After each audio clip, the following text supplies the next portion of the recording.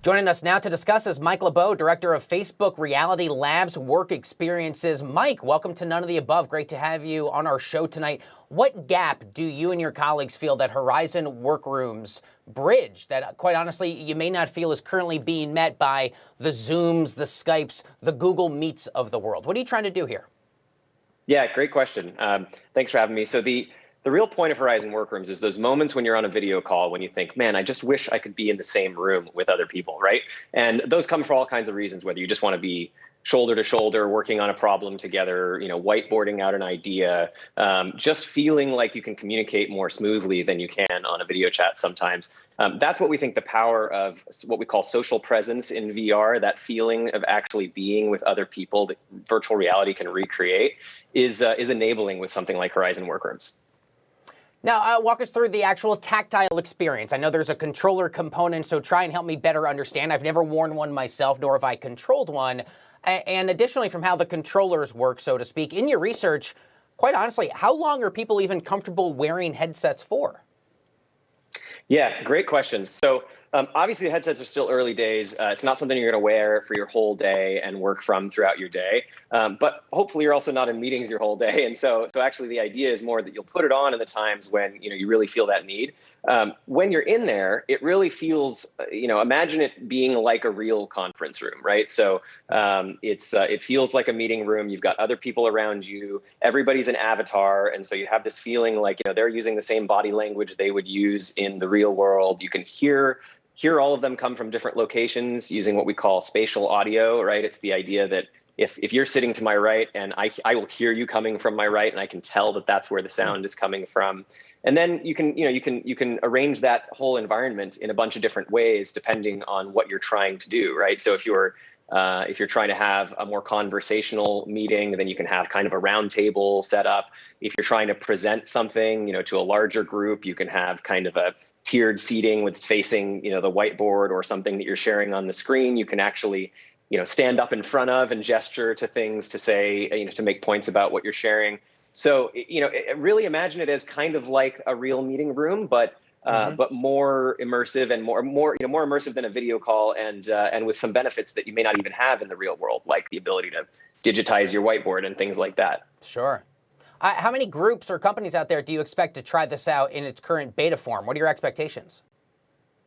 Yeah, so it's early days, but the way we've been thinking about it is this is really for anybody that finds themselves with that need to say, man, I just want to collaborate on something remotely with somebody else. And that's a really wide variety of different types of people, right? So we are excited to see exactly how people use it. We expect we'll see, smaller companies, larger companies, people not even at companies using this for all kinds of collaborative purposes.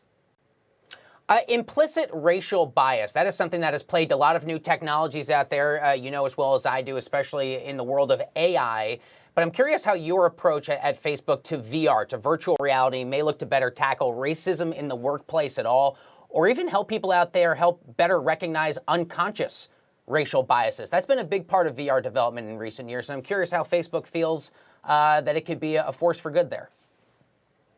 Absolutely. So, one of the things that we've taken really seriously in building this experience is the avatar system that we have, just as one example, right? So the avatars that we've designed are really quite nuanced and expressive, and they allow a lot of different range of customization.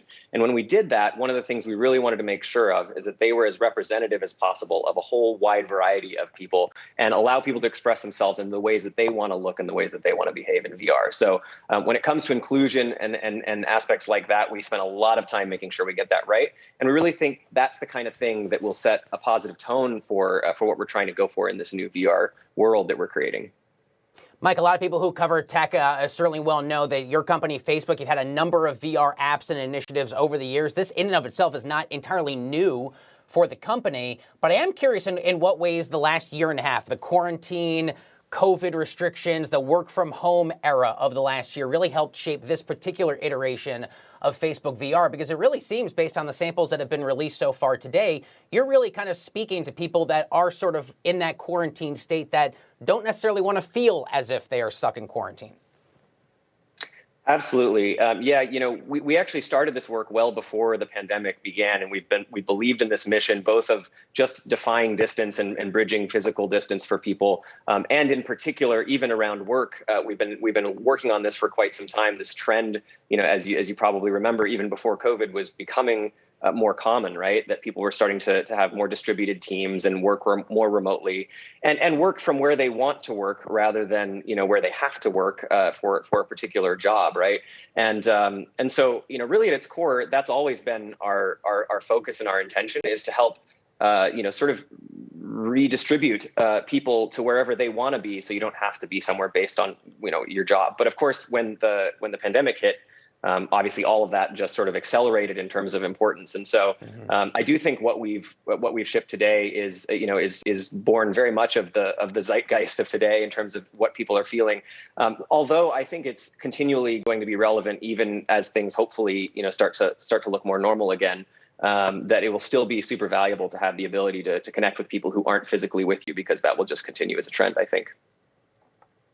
Yeah, absolutely. A lot of people have been quick to point out that Facebook admittedly does have a bit of a controversial history on things like data user data information, privacy, and security. How do you regain the trust of any skeptical Facebook users out there, that especially as you make these big, splashy, and admittedly very cool announcements about VR or the so-called Metaverse, that Facebook will be responsible with user data?